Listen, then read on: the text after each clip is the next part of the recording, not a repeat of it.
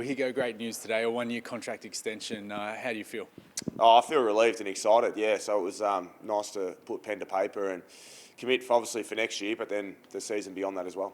Now, you're already contracted next year, but there was a lot of talk about you potentially moving. Is it good to just put that to bed now and actually get the truth out there that you always wanted to stay at North and it was just a matter of both sides, getting a deal done? Yeah, well, it's a relief now because of that, and it's difficult times when there's speculation outside, and I've tried to be as open and honest through the whole process as possible, and it just had to run its course. Obviously, difficult situations, circumstances at the football club with senior management and the like throughout the second half of the year, so we needed that to settle down, pick up talks post-season, which I've tried to explain the whole way along and then get to this point, which is great.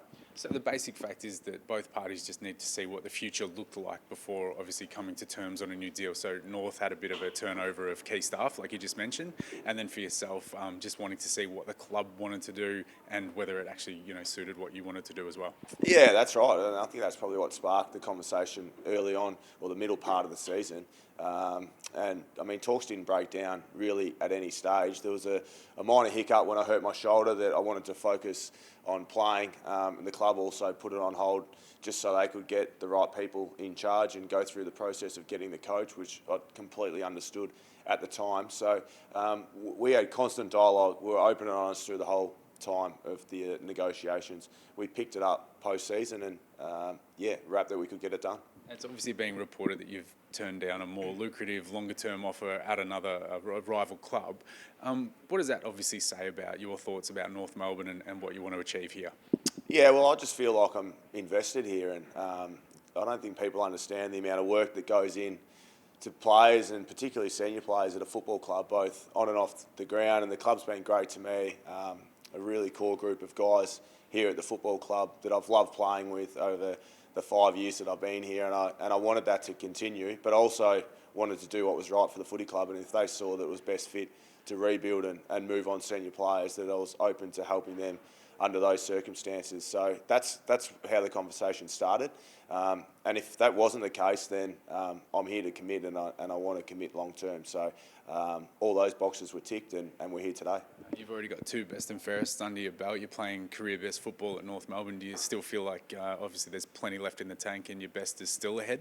Yeah, I do actually. I feel like next year is when I'll play my best football, and unfortunately had a little hiccup with the shoulder this year, but came back and felt really good post that and played some good football, and no surgery post-season. Looking forward to a big pre-season, and then we'll hit the proper season next year. What about the fact of Rhys Shaw being the senior coach? Did that play into your decision-making about extending as well?